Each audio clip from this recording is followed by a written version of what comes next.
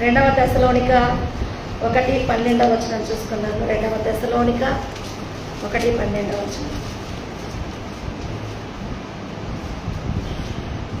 తీసిన వారు త్వరపెట్టి చదవండి. అందువలన మన దేవుని యొక్కయు ప్రభువైన యేసుక్రీస్తు యొక్కయు కృప చొప్పున మీ యందు మన ప్రభువైన యేసు నామమును ఆయన యందు మీరును మహిమ నొందినట్లు నేను చేయాలని ప్రతి ఆలోచనను విశ్వాసయుక్తమైన ప్రతి కార్యమును బలముతో సంపూర్ణం చేయొచ్చు. మన దేవుని పిలుపునకు తన పిలుపునకు మిమ్మల్ని యోగ్యులుగా ఎంచినట్లు మీ కొరకు ఎల్లప్పుడూ ప్రార్థిస్తున్నాను. ఆమేన్. భక్తులు ఏమని ప్రార్థన చేస్తున్నాడంటే, దేవుని యొక్క విలువల్లో మరి మనం జీవించడానికి రెండవ తెస్సలోనిక 1:12 పరిశుద్ధాత్ముడు అంటున్నాడు, ప్రభువైన యేసుక్రీస్తు కృప యొక్క చొప్పున మీ యందు మన ప్రభువైన యేసుక్రీస్తు నామము, మన యందు యేసుక్రీస్తు నామం, మన ప్రభువైన యేసుక్రీస్తు నామంలో ఇక్కడ మోకరించి ఉన్నాము. మరి ఆ నామంలో మనం ఏం పొందుకోవాలని భక్తులు ఆరాటపడుతున్నాడంటే, ఆయన యందు మీరు మహిమ పొందాలని, మేలు చేయవలెనని మీలో కలుగు ప్రతి ఆలోచన విశ్వాసయుక్తమైన ప్రతి సత్కార్యము బలముతో పూర్ణంగా చేయొచ్చు. మరి మహిమపరచబడాలి అంటే మీలో మరి ప్రతి కార్యము విశ్వాస సంబంధమైనది ఆలోచన, దేవునికి మహిమ కలుగును గాక. హల్లెలూయా. విశ్వాస సంబంధమైన ఆలోచన ప్రతి కార్యము మనలో బలంగా చేకూర్చబడాలి అన్నది దేవుడు తన పిలుపునకు మిమ్మల్ని యోగ్యులుగా ఎంచాలి. ఒకటి మహిమ, దేవుని కార్యానికి విశ్వాసానికి బలముగా మనము కార్యరూపం దాల్చాలి అని అంటే ఆమేన్. దేనికి కావాలి? యోగ్యులు అన్న ఒక అర్హత మనకు కావాలి. అవునా కదా? నేను కొన్నిసార్లు ఆన్లైన్లో చూడకుండానే బుక్ చేస్తుంటాను వస్తువులు. నాకు ఆ సైజ్ తెలుస్తుంది కాబట్టి అది కరెక్ట్గా బుక్ చేస్తాను. నేను తొందరగా గ్రహించి దానికి ఆ మెజర్లో బుక్ చేసినప్పుడు అది కరెక్ట్గా జరిగింది. అయితే ఒకసారి మనం ఏం చేస్తామంటే, చిన్నదానికి పెద్ద సైజ్ బుక్ చేస్తే ఏమవుతుంది? లూజ్ అయిపోతుంది. పెద్దదానికి చిన్నదైతే ఏమవుతుంది? అది పట్టదు. కానీ సమంగా ఉండాలి అన్నది యోగ్యత కూడా ఇలాంటిదే. ఆమేన్. దేవుడు మహిమ కలిగిన వాడు, దేవుడు గొప్పవాడు, దేవుడు మన యందు అనేక తలంపులు కలిగి ఉన్నాడు. కానీ మనమేమో బలహీనంగా, కార్యం చేయడానికి పేలగా, మరి ప్రతి విషయంలో ఆ మహిమకు హోల్డ్ అవ్వలేని నిస్సహాయంగా ఉండొద్దని పరిశుద్ధాత్ముడు ఇప్పుడు ఏమంటున్నాడంటే, యోగ్యులుగా ఎంచినట్లు మీ కొరకు నేను ఎల్లప్పుడూ ప్రార్థన చేయొచ్చు. మరి ఆ మహిమ ఎంతమందికి కావాలి? మనం కూడా యోగ్యులుగా ఉండి అర్హతగా కదా, ఆయన సొత్తైన జనముగా ఆయన కార్యాలకు మనం ఏమవ్వాలి? ఆమేన్. చాలా మంది నేను ప్రేయర్ చేస్తున్నాను, నేను కూడా ప్రార్థన చేస్తున్నాను. ఏమని చేస్తున్నాను? ప్రభా నాకు పలాంటిది కావాలి.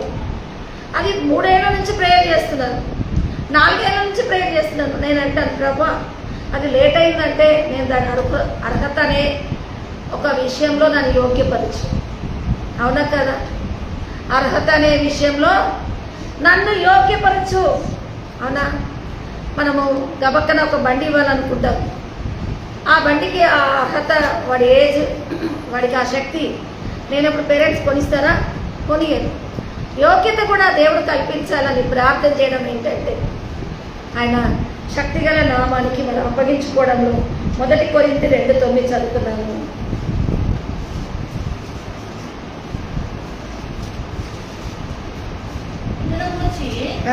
దేవుడు తను ప్రేమించిన వారి వరకు ఏమి సిద్ధపరచునో అవి కంటికి కనబడలేదు. 2 కొరింథీ 2:9.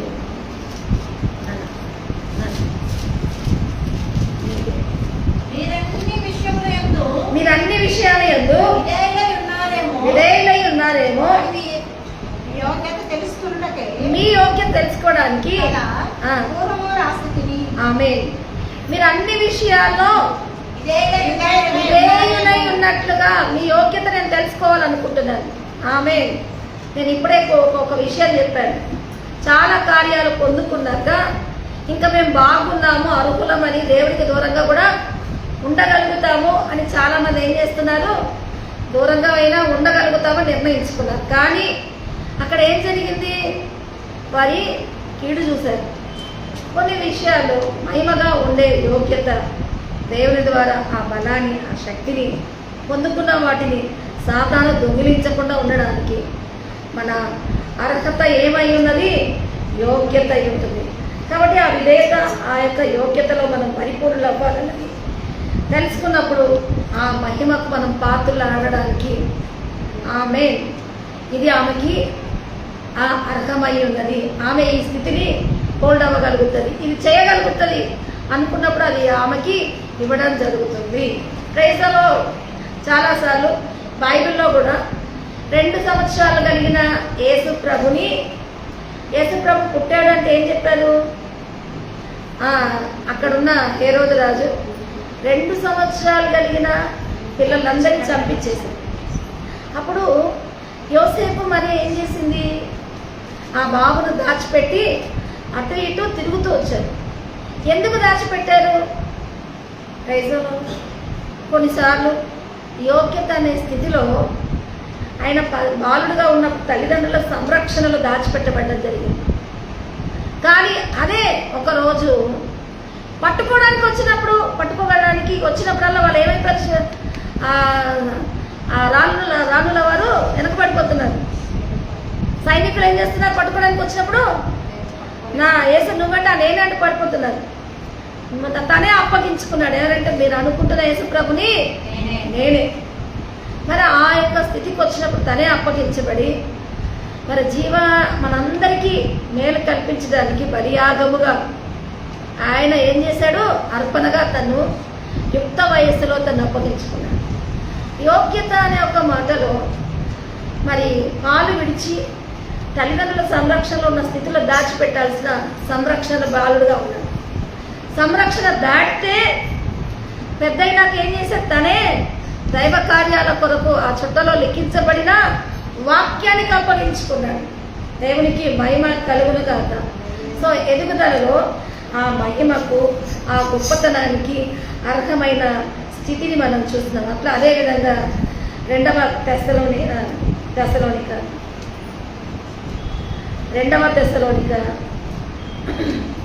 1:5 ఇంతకుముందు చదివారు. దేవుని కొరకు మీరు శ్రమపడుచున్నారు, ఆ దేవుని రాజ్యమునకు మీరు యోగ్యులని ఎంచబడి నిమిత్తము మీరు ఇట్లా ఓర్చుకొనుట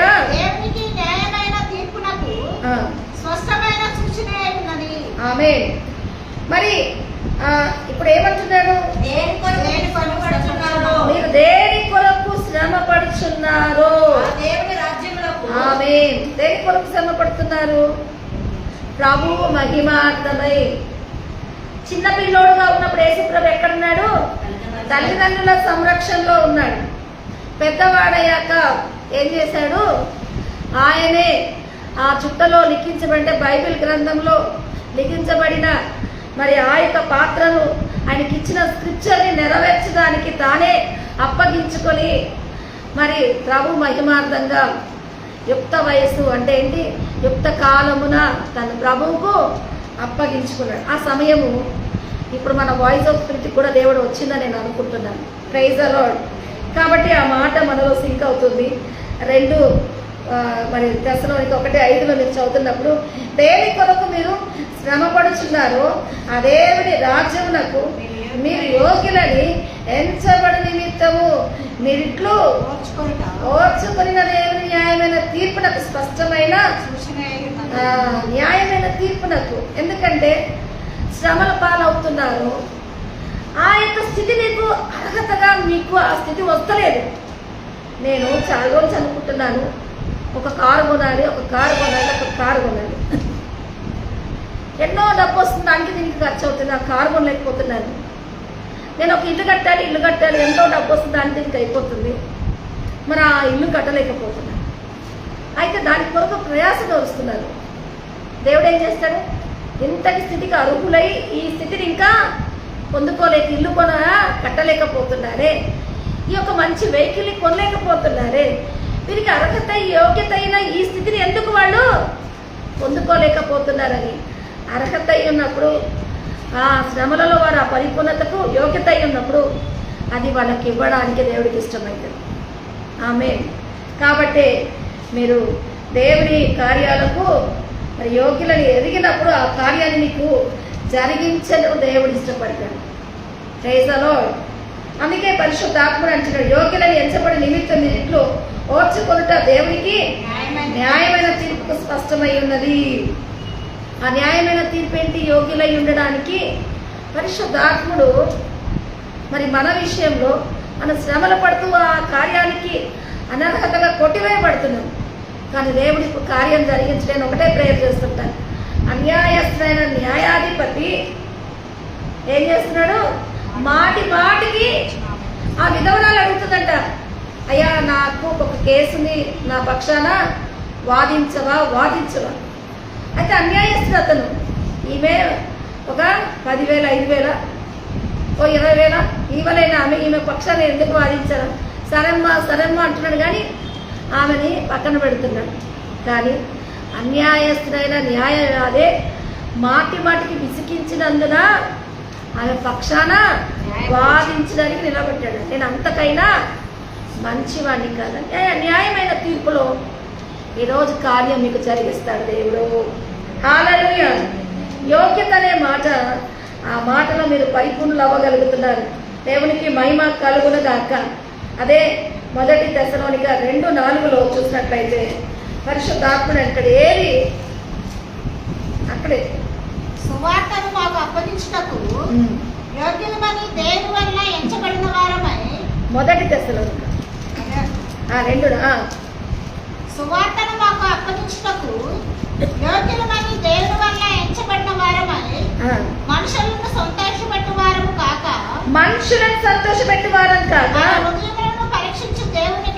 మన హృదయాలను పరిశీలించు దేవుడికే సంతోషపెట్టు వారమై బోధిస్తున్నాము. ఆమేన్. దేవుడికి యోగ్యులముగా ఉన్నప్పుడు మనుషులను బట్టి వాళ్ళని ఏం చేస్తాము? ఆమేన్. కానీ దేవుని సంతోషపెట్టు వారంగా ఉండాలి అని అంటే నేను అదే కొన్ని విషయాలు నేను మా దగ్గర ఉన్న ఒక అబ్బాయికి నేను చెప్పేదాన్ని. జనాలకు భయపడి పద్దాక మరి ఎక్కువ విధేయత చూపించి వాళ్ళకు లోబడి ఉన్నావు. ఇప్పుడు నీకేమొచ్చింది? నీ జీవితము సావుకు వచ్చింది. జనాలకు భయపడి మనుషులకు మొహమాటం పడి పూటపడిపోయి నీ జీవితం ఏమైపోయింది? నీ వ్యక్తిగతము లేకుండా నువ్వు ఇప్పుడు బలహీనమైపోయావయ్యా. అదే దేవుడికి భయపడి నేను చచ్చిన చస్తాను కానీ దేవుడికే భయపడతానంటే నీ తరపున జనాలందరూ తాగొట్టేవాడు దేవుడు. హల్లెలూయా. చెప్తామా? ఏమైనా కానీ దేవుడే, సస్తైన దేవుడే, బ్రతికిన దేవుడే. ఎందుకు జనాలకు పూటపడాలి? ఎందుకు జనాలకు మొహమాటంగా లోపడాలి అని దేవుడికి మహిమార్థంగా అప్పగించుకున్నారనుకో. అపోస్తలుడైన పౌలు అంటాడు, చావైనా మేలే నాకు ఈ గడ్స్ నాకు ఎక్కువ. అస్సలు తల వంచి ఎదుటి వాళ్లకు సాగిలపడాలి అన్నది. నేను దేవుని ప్రేమను ఇతరుని ప్రేమిస్తాను, యోగ్యుడిగా ఇస్తాను, మాట్లాడతాను. సాగిలపడాలన్నది వాళ్ళకు పూటపడి తల వంచాలి అంటే నాకు యాంత్రికం కదా, మన మనిషిలాగా. మనం యాంత్రికం, మన మనిషిలాగా బలిహీనత ఇతరులు సంతోషపరచాలన్నది ఎట్లుంటుంది? ఒక విషయాన్ని మీకు ఉదాహరణ చెప్తాను. ఈ థ్రెడ్ మిల్ ఉంటుంది కదా, థ్రెడ్ మిల్ అందరూ వాకింగ్ అని ఎక్కుతారు కదా. అట్లాంటి చక్రంలో మీరు ఆ చక్రంలో ఒక కుక్కలని పరిగెత్తి ఆయన తరుముతుంది. ఆ కుక్క ఏం చేసింది? ఆ చక్రంలో ఎక్కేసి ఆ చక్రం ఇట్లా పరిగెత్తి ఆ చక్రంలో పరిగెత్తారు కదా, ఏమైతే ఇంకా తిరగడం మొదలుపెట్టింది. ఎంత పరిగెత్తుతుంటే అంత ఫాస్ట్గా చక్రం మూవ్ అవుతూనే ఉంది. అది చక్రం కదా, ఆ థ్రెడ్ మిల్ లాగా అది కూడా ఏం చేస్తుంది? అది పరిగెత్తుతూ ఉంది, అది ఆగట్లేదు. ఒక్కరోజు మరి కుక్కలన్నీ వెళ్ళిపోయాయి. చూసి ఇట్లా చూస్తూ తన కాళ్ళు ఎప్పుడు నిలబడుతుందో మరి తగ్గిస్తుందో అదేమవుతుంది? సర్క్యులేట్ అవ్వడం, థ్రెడ్ లాగా తిరగడం తగ్గింది. అప్పుడు దిగి వెళ్ళిపోయింది. నిజానికి కొన్నిసార్లు మనుషులను సంతోషపరచాలన్నది వాళ్ళ వీళ్ళకు పూటబడి జీవితం ఆ థ్రెడ్మిల్ నుంచి ఎవరైనా దింపేవాళ్ళుగా ఎట్లా దిగాలో కూడా తెలియకుండా పరిగెత్తుతూనే జనాలు సంతోషపరచాలి. మా వారు, మా ఆయన, మా పిల్లలు, మా కుటుంబాలు, మా అత్తగారు చేస్తూనే ఉంటారు. ఏదికి మరి ఇవ్వరు. కానీ వీటన్నిటి సుఖాలు పరిశుద్ధాత్ముడు అటువంటి సువార్తకు అప్పగించుకుంటా యోగ్యులమని దేవుని వలన ఎంచబడిన వారే మనుషులను సంతోషపెట్టువారం కాక. హల్లెలూయా. జనాలను సంతోషపెట్టి నీ జీవితానికి చావు తెచ్చుకున్నావు.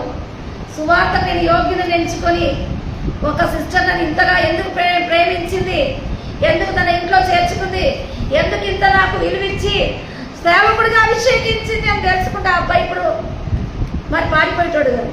ఆ అబ్బాయి దేవునికి నిలబడేటోడు. హల్లెలూయా. కానీ యోగ్యంగా ఎంచుకోకే ఆ అబ్బాయిని ఏం చేసింది? లోకం లాక్కుంది. అందుకే మీ విలువల్ని కదా మా లోకంలో చెప్తారు, మీ బలహీనత తెలిస్తే లోకం మిమ్మల్ని బలహీనత కింద మిమ్మల్ని పట్టుకొని వాడుకుంటారు. మీ బలం తెలిస్తే ఏం చేస్తారు? మీ బలం తెలిసినా వాడుకుంటారు, మీ బలహీనత తెలిసినా మిమ్మల్ని బలహీనంగా వాడుకుంటారు. మీ బలం తెలిస్తే కాకపోతే మర్యాద ఇచ్చి వాడుకుంటారు. బలహీనత తెలిస్తే మర్యాద ఇవ్వకుండా ఈ పని చేయి, ఆ పని చేయి అని వాడుకుంటారు. మరి వీటిల్లో లోకానికి మనం బలం బలహీనత తెలిసినా తెలియకపోయినా వాడుకోవడం అనే చక్రం కిందకి వెళ్ళిపోయి వాళ్ళని సంతోషపరిచే పనిలో లేకుండా ఆమె సువార్తకు యోగ్యులమని మనం ఎంచుకొని ఆ మార్గంలో నిలబడి అప్పగించుకోవాలి. హల్లెలూయా. హల్లెలూయా. నేను మా చర్చ్కే వస్తున్నారు, 10 years అయింది అని అంటే ఇంకా దయ్యం వెళ్ళిపోలేదు ఎందుకు అని అడుగుతారు. మీ అక్క ప్రేయర్, మీ అక్క దయ్యాలలో పుట్టేదే కదా, మీ అక్క మరి బలంగా ప్రేయర్ చేస్తామే కదా, ఇంకా దయ్యం వెళ్ళిపోలేదు ఎందుకు? దయ్యం వెళ్ళిపోయింది, నువ్వు ఎంచుకోనందుకు అది నీకేం చేస్తుంది? అది సేవకి దేవుడికి నన్ను బ్రతికించిన ఆయనకు సాక్షిగా ఉండాలని ఎంచుకోనంత వరకు వాకిటి దగ్గరే ఉంటుంది. ఎన్ని చేసినా వీడు నా పార్టీనే, వాళ్ళ అక్క బంధిస్తుంది, వాళ్ళ పాస్టర్మ బంధిస్తుంది, వీడు నా పార్టీనే అంటుంది. ఎంచుకోవాలి. మరి ఎట్లా ఎంచుకోవాలి? సువార్త కొరకు మనుషులను సంతోషపెట్టు వారంగా కాకుండా హృదయాలను పరిశీలించు దేవునికే మనం అప్పగించుకోవాలి.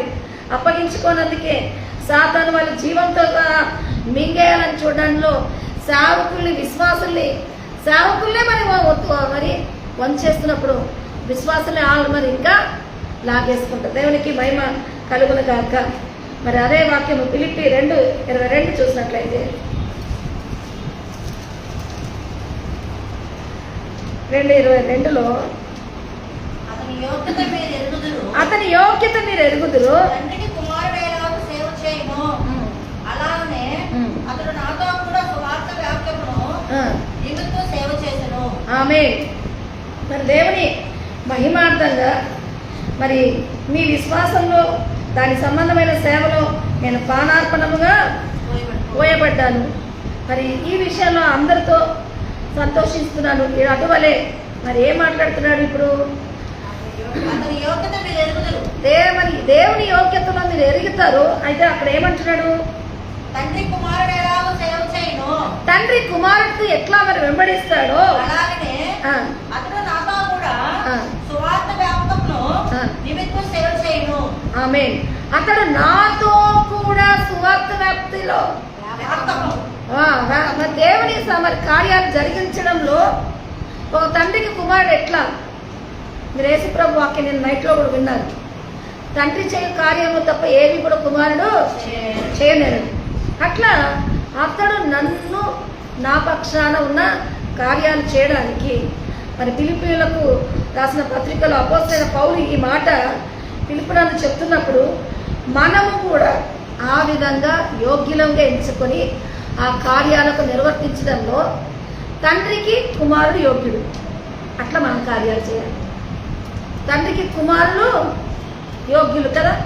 కొన్నిసార్లు బాధ్యత లేని వాళ్లకు మన ఇంటికి వస్తే మీరు అక్కడ వాష్ బేషన్ ఉంది, ఇక్కడ చెప్పులు ఇప్పండి, ఇక్కడ ఈ వస్తువు ఉందని చెప్తారు. అదే కొడుకు ఇంట్లోకి వస్తే కదా. వాష్ మిషన్ అక్కడ ఉందంటే నాకు తెలీదా అంటాడు. చెప్పులు ఇక్కడ ఇప్పాలంటే నాకు తెలీదా అంటాడు. డ్రెస్ ఇక్కడ పెట్టాలని నాకు తెలీదా అంటాడు. కొత్తగా వచ్చిన వాళ్ళకి చెప్తాము, మరి ఇంట్లో ఉన్న పర్సన్కి చెప్తామా? అతడు ఆ విషయంలో బాధ్యతగా యోగ్యుడిగా ఉంటాడు కాబట్టి తనే నిర్వర్తించడానికి తన ఇంటి పరిసరాలను ఎట్లా వెంబడిస్తాడో అట్లాగే దేవుని కార్యాలను కూడా జరిగించే విషయంలో మరి పిలుపులో మరి చేయటకు యోగ్యులుగా ఎంచబడే విషయంలో సత్యవాక్యమును మరి వివరించి ఆయన నామాన్ని సేవించడానికి యోగ్యులుగా ఎంచబడుతున్నారని దేవుడు చెప్తున్నాడు. Praise the lord. మరి 2 తిమోతి 2:15 చూస్తున్నాము.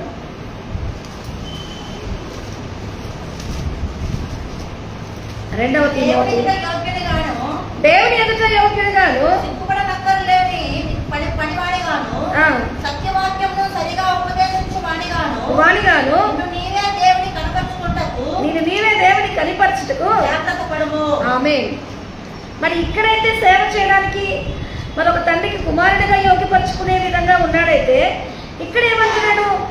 ఆమేన్. సేవ చేయుటకు దేవునితో యోగ్యుడిగాను ఆయన వాక్యాన్ని చెప్పడానికి సరిగా ఉపదేశించుగాను.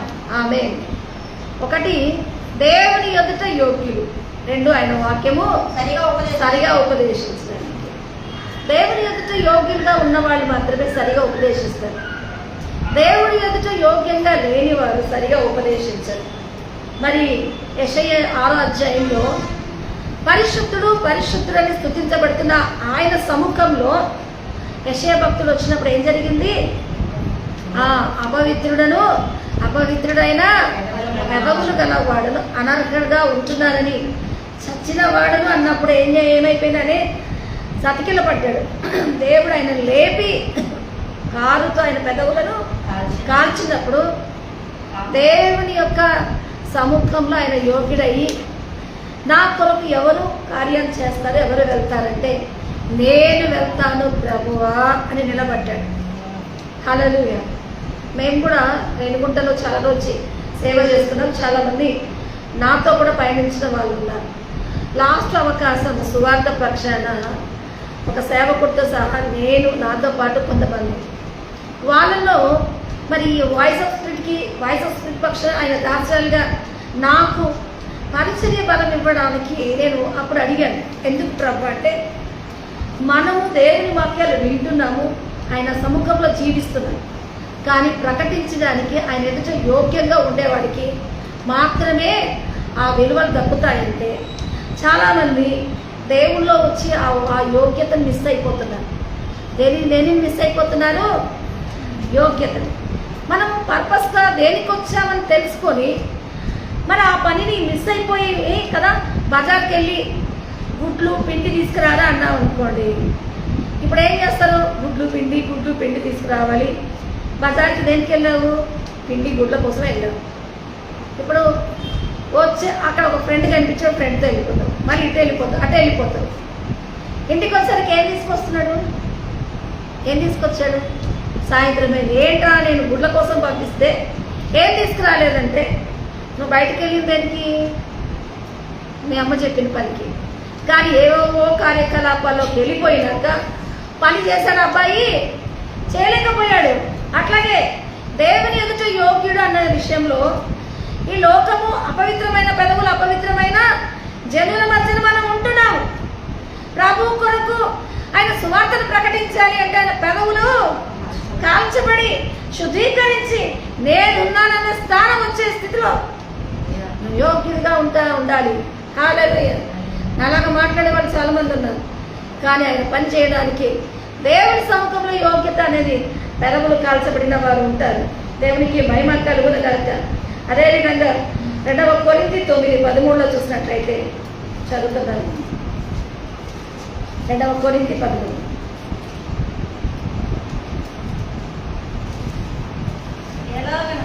ఏ విధంగా అంటే క్రీస్తు సువార్తను అంగీకరించమని ఒప్పుకొనుట మీరు విధేయులైనందున అందుచేతను వారి విషయమును అందరి విషయములను ఇంత ఔదార్యంగా ధర్మం చేసినందుచేతను ఈ పరిచర్య మూలంగా మీ యోగ్యత కనపరచబడినందున వారు దేవుని భయపరుచున్నారు. ఆమేన్. ఎట్లా అంటే క్రీస్తు సువార్తను క్రీస్తు సువార్తను దేవుని ఎదుట యోగ్యులమైతేనే ఆయన కార్యాలు నిర్వర్తించడంలో కూడా ఆయన సువార్త, ఆయన సన్నిధిని ఒప్పుకొని. చాలా మంది వాక్యం వింటారు, చర్చికి వస్తారు, కానీ సువార్తను ఒప్పుకొని ఆ ప్రకారంగా జీవించాలి అన్నది, ఆ చర్యలు మనలో స్పష్టతకు రావాలి, ఆ పనులు మనం చేయగలగాలి. వింటున్నాం కానీ ఆ పని మనం చేయలేకపోతున్నాం. చేయాలి అని అంటే ఔదార్యముగా చేసిన ధర్మాన్ని బట్టి మీరు ఏమవుతున్నారు? యోగ్యులు అవుతారు. నాకు తెలిసి చర్చికి కొన్ని ఏళ్ళ నుంచి వచ్చిన వాళ్ళు ఉన్నారు. ప్రభు పని జరిగించే సమయంలో వాళ్ళందరూ సహకారులు కాకుండా నాకు పనిని జరిగించే విషయంలో యవ్వనస్తులు నాకు తోడవుతారంట. ఒకరు మీడియా ఆపరేట్ చేయడానికి, ఒకరు మరి చర్చి పనులు మరి సహాయం చేయడానికి, కొన్ని విషయాల్లో మాకు యవ్వనస్తులు సహకారిగా దేవుడు నాకు ఇస్తానంటున్నాను.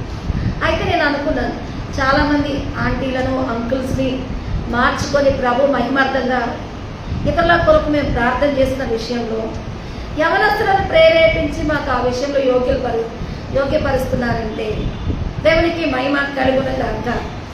వారు దేవుని కొరకు ఔదార్యత, ఆయన మాటలు విని ఏం చేయగలుగుతారు? మరి దేవుని కార్యాలు ధర్మం చేయగలిగిన విషయంలో ఆ సువార్తను ఒప్పుకున్న వాళ్ళు ఇక్కడ చేస్తారంట. అట్లాగే సేవ విషయంలో కూడా సహకరించాలన్న ఔదార్యత, మరి ఆయన పనుల్లో సహకరించాలన్నది కొంతమంది మరి పెద్ద వయసు కలిగిన వారు ఆ స్థితిలో మరి శక్తి తక్కువ ఉండో, లేదంటే పరిస్థితి అడ్డంకులు ఉండో, మరి ఆయన ఒప్పుకున్న కొన్ని వాటిల్లో సహకరించలేకపోవచ్చు. కానీ దేవుడు మనకు ఆ కృప ఇస్తున్నాడు. దేవునికి మహిమ కలుగునగాక. మరి ఆ మాటను చదువుకున్నాక చివరిగా లూకా 7:4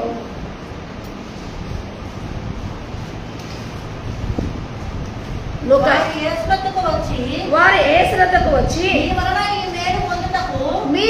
మేలు పొందడానికి నీ వలన ఈ మేలు పొందడానికి ఎవరి యోగ్యుడు? దేవునికి మహిమ కలుగునగాక. శతాధిపతి దాసుడు దేవుడు అద్భుతాల కొరకు వచ్చాడు. అయితే అద్భుతాల కొరకు వచ్చినప్పుడు దేవుడికి ఎవరు ఎదురయ్యారు? ఆ ఊర్లో ఉంటున్న శతాధిపతి, సైన్యాధిపతి ఎదురయ్యి ఏమన్నాడు? అయ్యా, నా దాసుడు బాగా లేడు అన్నది ఆయన మనుషులు ఎదురయ్యారు. శతాధిపతి యొక్క మనుషులు ఎక్కడికి వచ్చారు? యేసుని ఎదుర్కొని, అయ్యా, మన ఊర్లో ఉంటున్న శతాధిపతి ఆయన యొక్క మనుషులు నీ దగ్గరగా మేము వచ్చాము. ఆ శతాధిపతి దాసుడు ఏమై ఉన్నాడు? బాగా లేడు, ఆయనకు స్వస్థత కావాలి అంట. మీరు చేస్తారా చెయ్యరా అనకుండానే ఏం చెప్తున్నారు? నీ యొక్క కార్యానికి ఆయన యోగ్యుడు. ఎట్లా యోగ్యుడయ్యాడు? హల్లెలూయా. ఆయన మన ఊరిలో ఒక చర్చి కట్టి, సమాజ మందిరాన్ని దేవుని కొరకు కట్టిన శతాధిపతి, గొప్ప పని, దేవుని పని చేసిన అతనికి మేలు చేయడానికి అతడు యోగ్యుడిగా ఉన్నాడు. కాబట్టి అతని దాసునికి ఇంటికి నువ్వు స్వస్థపరచడానికి రావయ్యా అని ఎవరిని పిలిచారు? యేసుని పిలిచారు. అయితే యేసు ప్రభు వచ్చిన ప్రేమ అన్నాడు, నువ్వు నా ఇంటికి రావటానికైనా నువ్వు మా యొక్క మరి ఎన్నైనా వచ్చాడుగా యోగ్యుడన్న మాట ఇంకొక మాట్లాడతాడు. నువ్వు నా ఇంటికి రావటానికైనా ఈ యొక్క మరి కార్యానికి నేను అర్హుడని కానీ నేను ఎంచుకొనట్లేదు. నువ్వు మాట మాత్రము సెలవు, నా దాసుడు స్వస్థత అవుతాడు. ఆమేన్, హల్లెలూయా. జనాలు ఏమన్నారు? ఆయన దగ్గర ఉన్న జనాలు కదా, వార్డు మెంబరు, లేదా ఒక మినిస్టరు, లేదంటే ఒక సర్పంచ్ చర్చిలకు వచ్చినప్పుడు వాళ్ళ గొప్పతనానికి మనము విలువిచ్చి వాళ్ళకు ఆ రండి కూర్చోండి అంటారు. కానీ అలాంటి ఒక ఉలివల్లో ఉన్న అతను ఏం చెప్తున్నాడు? నా ఇంటికి రావడానికైనాను, మరి నా వల్ల కార్యము జరిగించడానికైనాను నేను అరుకుని యోగ్యునని కూడా ఎంచుకోవట్లేదు. కేవలం ఒక మాటి నా కుమారుడు బాగా అవుతాడు. ఆయన గొప్ప విశ్వాసాన్ని చూసి దేవుడు ఏమంటున్నాడు? నీ విశ్వాసమే కార్యంగా ఉంటుంది. గొప్పతనం అనే విషయంలో, యోగ్యతలో విశ్వాసం ఎంత అనిగా జరిగిందో చూడండి.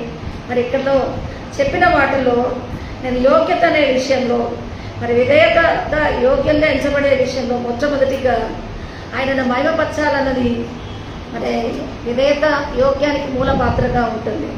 రెండవది మరి ఓర్చుకొని శ్రమను అనుభవించడంలో న్యాయమైన తీర్పుకు మనం యోగ్యులంగా ఉంటాం. మరి సంతోషపెట్టే విషయంలో దేవునికి ప్రత్యేకత ఇవ్వడంలో మనం యోగ్యులుగా ఉంటాం. మూడవది సువార్త నిమిత్తము నిలబడే విషయంలో ఆమేన్ హల్లెలూయా. మరి దేవుని బట్టి నిలబడడానికి ఆయనకు పాత్రలుగా ఎంచుకున్న వాళ్ళు యోగ్యులుగా ఉంటారు. సత్యవాక్యాన్ని బోధించడానికి యోగ్యులుగా అన్నది. మరి ఒక్కొక్క మాట చూస్తే ధర్మకార్యాలు చేయడానికి దేవుడికి యోగ్యులుగా అన్నది. ఆ సువార్తను అంగీకరించి ఆ కార్యానికి నిలబడ్డారు, యోగ్యులుగా ఎంచబడ్డారు. ఇప్పుడు దేవుని చూడకుండానే విశ్వాసం ఉంచి యోగ్యుడిగా నిలబడిన వాడెవరు? శతాధిపతి. ఈరోజు మీరు నేను ఇక్కడ మోకరించున్నాను. దేవుడి తలంపులు చాలా ఉన్నాయి. ఆయన మన ఎడల కార్యాలు చేయడానికి, మన ఎడల అనేక ఉద్దేశాలు కలిగి ఉన్నాడు. నేను యోగ్యుడా యోగ్యురాలా అన్నది నా ఎడల కార్యం జరిగించి, మరి ఆయన కార్యాలు నేను జరిగించడానికి అపవిత్రమైన పెదవులను అపవిత్రమైన నాలుకలను స్వస్థత అయినాక నీ కార్యాలు చేస్తాను. ధర్మ కార్యాలతో మరి మనకు వచ్చిన పనులతో ప్రభువుకు అప్పగించుకొని యోగ్యులమన్నది దేవుని నీతికి. ఈ విలువలన్నింటిలో ఎవరికి విధేయత చూపించే వారంగా ఉండాలి? దేవునికి విధేయత చూపిస్తూ ఈ కార్యం నా యందు జరిగించు. మరి యోగ్యులైన ఒక ఇద్దరి మరి విలువల్ని నేను చెప్తాను చూడండి. లూకా 19:9 ప్రభు మెచ్చుకున్న జక్కయ్య యోగ్యుడిగా ఎంచబడి ఉన్నాడు. లూకా 19:9 ఇతడు అబ్రహాము కుమారుడే, నేడు ఈ ఇంటికి రక్షణ. ఈ దరిద్రుడు, ఈ దౌర్భాగ్యుడు వీడు జక్కయ్య మరి ఆయన ఏం చేశాడు? చెట్టెక్కి పైనుంచి మరి యేసు ప్రభు చూడాలనుకున్నాడు. పొట్టోడు కాబట్టి దేవుడు ఏం చేశాడు? జక్కయ్య నేను నీ ఇంటికి రావలసి ఉన్నది. అప్పుడు అన్నాడు, జనాల దగ్గర ఇంత డబ్బులు లాక్కుంటున్నా ఇతని ఇంటికి దేవుడు రావాలా? ఇతనికి యోగ్యుడా అర్హుడా అన్నది జనాల్లో సనుగులు వినిపించినప్పుడు నేడు నీ ఇంటికి రావలసి వచ్చిందని దేవుడు ఇతను కూడా అబ్రహాము కుమారుడే. మరి యోగ్యంగా ఎట్లా మారాడు? తనకున్నది తన ఇంటికి వచ్చినప్పుడు 4 గంటలు చెల్లించి అబ్రహాము కుమారుడే అని మెప్పుకు కారణమయ్యాడు. ఆమేన్. అట్లాగే దేవుని పాదాల చెంత కూర్చున్న మరియ కూడా, మార్తా మరియ అక్క చెల్లెల ఇంటికి దేవుడు వచ్చాడు. ఇంటికి వచ్చినప్పుడు మార్త ఏమనింది? అయ్యా వచ్చిన దగ్గర నుంచి మా అక్క నీ కాళ్ళ దగ్గరే వచ్చింది, నీ కొరకు నేను వంట పని పెట్టుకున్నా, నేను బిజీ అయ్యా, నేను ఒక్కదానే పని చేస్తున్నా, పంపించు అని దేవుని అడిగినప్పుడు, చింత లేదా అని దేవుని ప్రశ్నించినప్పుడు దేవుడు ఏమన్నాడు? ఆమెను మెచ్చుకున్నాడు. చెల్లె ముందర ఎవరిని మెచ్చుకున్నాడు? అక్కని మెచ్చుకొని ఉత్తమమైనది ఏర్పరచుకొని ఉన్నది, అది ఆమె నుంచి తీసివేయబడింది. మూడవది మత్తయి సువార్త 25:14 నమ్మకమైన దాసుడు ప్రభువు మెచ్చుకున్నాడు. నమ్మకమైన దాసుని బలా మంచి నమ్మకమైన దాసుడు.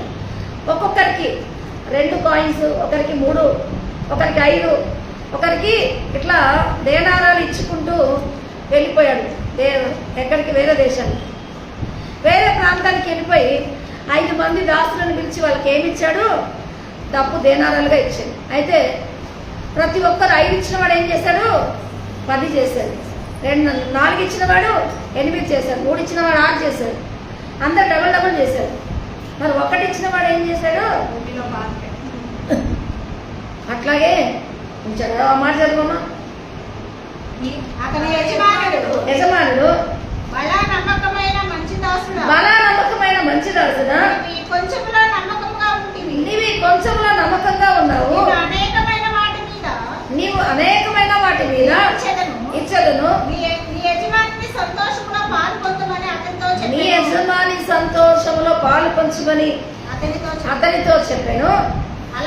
అలాగే 2 తలాంతులు తీసుకొని చాలు అని ఏం చేశాడు? 1 తలాంతు ఇచ్చిన వాడు ఏం చేశాడు? నిందిచ్చాడు.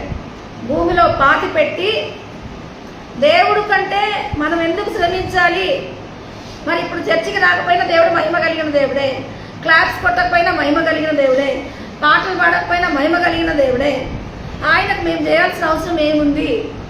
మేము ఆయనను వచ్చి మరి ఆయన సన్నిధికి వచ్చి స్తోత్రాలు చెప్పాల్సిన అవసరం ఏముంది అంటే, హల్లెలూయా, దేవుడు మహిమ కలిగిన వాడే అన్నది విత్తని చోట మరి ఎక్కడ విత్తనాలు పెట్టకుండా కూడా కలుగును కాక అంటే కలుగుతాయి.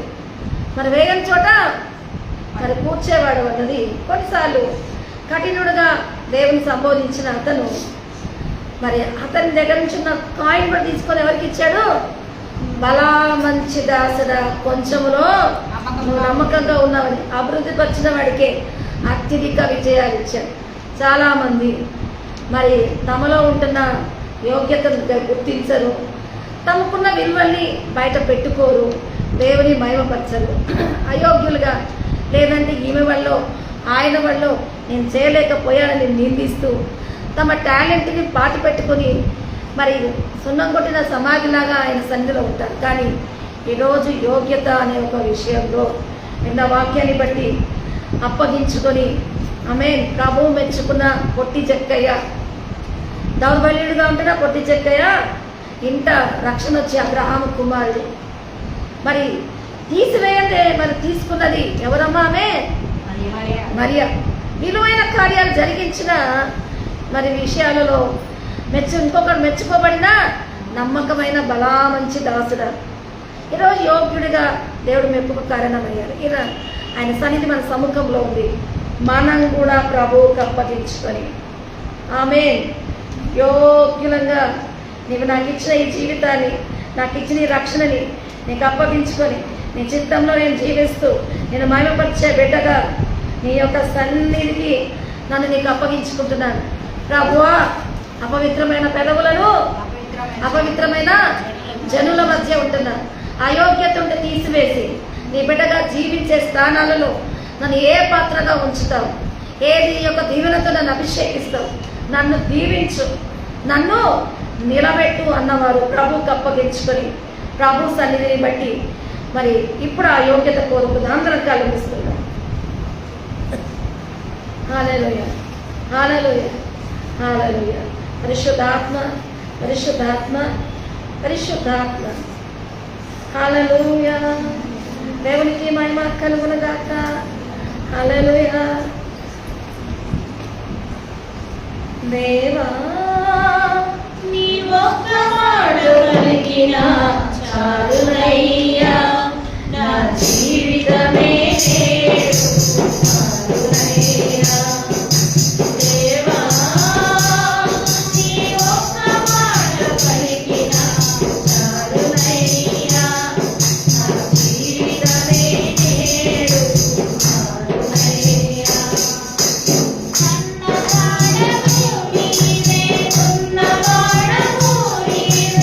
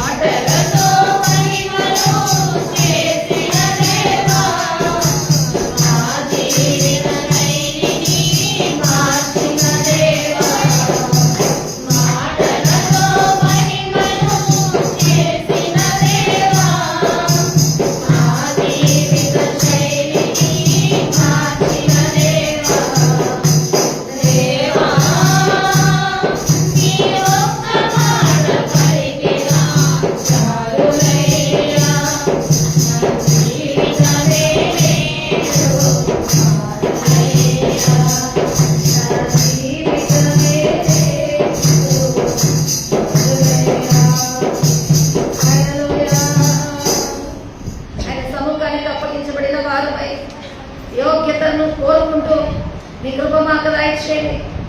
మా పెదవులను కాల్చబడి అపవిత్రమైన జనుల మధ్యన మా జీవితాలు కాల్చబడి మా జీవన శైలిని కాల్చబడి నీకు ఇష్టమైన జీవితంగా మమ్మల్ని మౌల్డ్ చేస్తూ నీ కార్యంగా మమ్మల్ని శుద్ధీకరిస్తూ నీ యొక్క మరి కృపతో మమ్మల్ని ఆదరించి దీవించి నీ శ్రేష్ఠ సన్నిధికి యోగ్యపరచుకొని అడుగుతూ ప్రభువా హల్లెలూయా.